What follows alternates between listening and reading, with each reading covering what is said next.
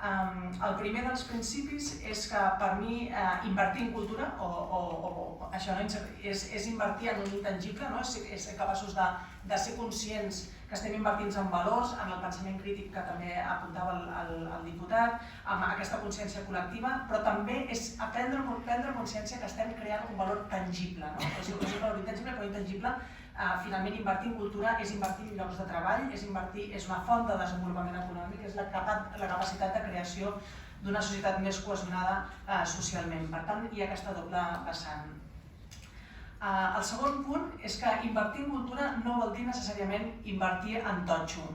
Ho dic així molt esquemàticament, però invertir en cultura en política municipal no vol dir o no implica necessàriament crear noves infraestructures. Es poden crear esdeveniments efímers, es poden aprofitar infraestructures existents. Per tant, el que és important és tenir una idea forta, tenir una idea intangible i ser capaços de tirar-la endavant.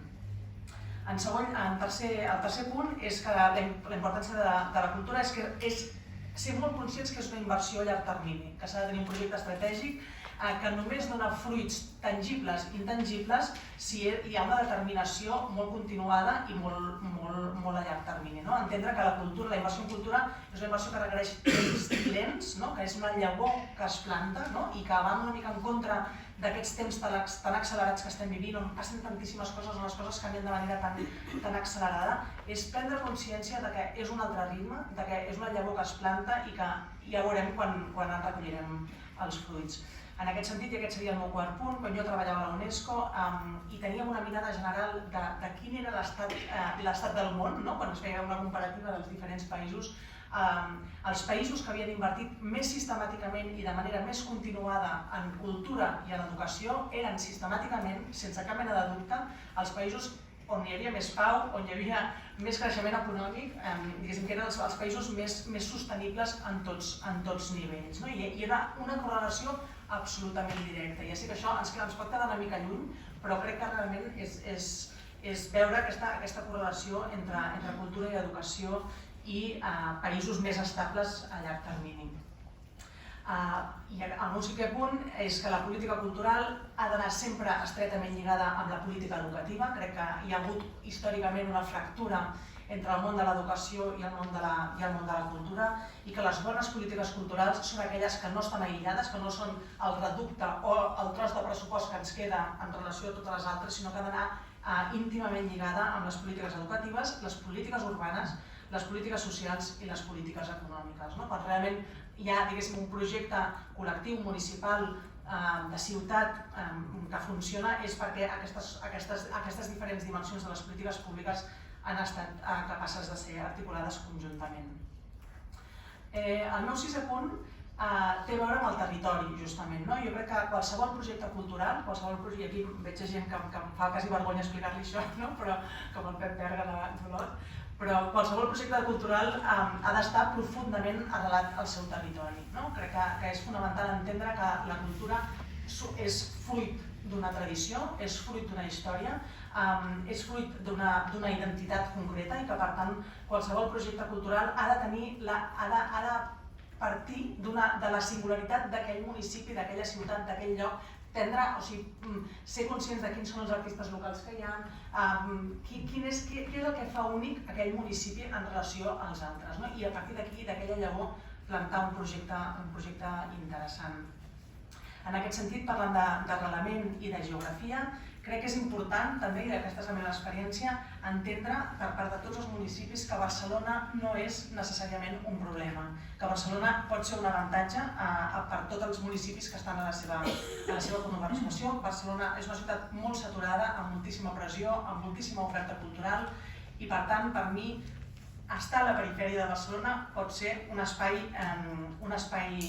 de creació, un espai de creativitat, abans de parlar amb la Mireia i amb la Pilar, i per mi estar a la perifèria també és la capacitat d'estar en un lloc de major llibertat en diferents sentits. Després, si voleu, en podem parlar. Estic a punt d'acabar. El meu 8è punt és aquesta idea de treball en territori. Crec que és importantíssim que compartim entre tots una mirada metropolitana a la cultura, i més enllà, evidentment, però estem parlant aquí en municipis de la província, crec que hi tenim moltíssimes experiències, veig aquí també les responsables de biblioteques, de treball en xarxa. Em sembla que hem demostrat que hi ha la capacitat de transformar moltíssimes realitats a través d'aquest treball en xarxa. Nosaltres tenim experiència, com dèiem, amb les biblioteques, amb un programa d'Alzheimer que estem fent amb altres municipis de la província, i entendre que formem part d'un mateix ecosistema. Per tant, evitar aquesta tendència que tenim tots a l'aïllament, al pensar que sols ens ho farem millor, que ho tindrem més controlat, perdre aquesta por i entendre que formem part d'un mateix ecosistema. Per mi, finalment, i aquest és el meu 9è punt, l'estar arrelat i l'estar profundament connectat amb els nostres públics, amb les nostres comunitats, amb aquest ecosistema local, no és gens incompatible amb estar obert al món. Crec que realment la nostra aspiració com a persones que estem liderant projectes culturals és ser conscients que aquest arrelament és perfectament compatible amb dialogar amb el món, amb fomentar el diàleg amb altres llocs del planeta. I finalment, per acabar, crec que qualsevol iniciativa cultural, ja sigui una política cultural municipal, un equipament cultural, no sé si la Mireia com a creadora em podrà contradir, però crec que hi ha dues preguntes fonamentals en qualsevol iniciativa cultural, que és el per què i el per qui. Jo crec que qualsevol iniciativa que tinguem en el terreny cultural és preguntar-nos per què estem fent això o per què volem fer aquesta iniciativa, quin és el sentit d'això, amb què ens distingeix d'altres coses que existeixen, per què ho volem fer, i el per qui. Quan parlava de cultura i democràcia abans, parlava de l'accessibilitat, de tots aquests principis que hi ha incorporats en els valors de la cultura, però entendre i preguntar-nos cada dia per qui estem treballant, qui és el nostre públic, quin és el públic que nosaltres voldríem tenir, a quina població ens volem adreçar que no ens estem adreçant abans, i no deixar-nos de preguntar cada dia per què estem treballant, amb què estem treballant i per qui ho estem fent. Gràcies. Moltes gràcies, Lluís.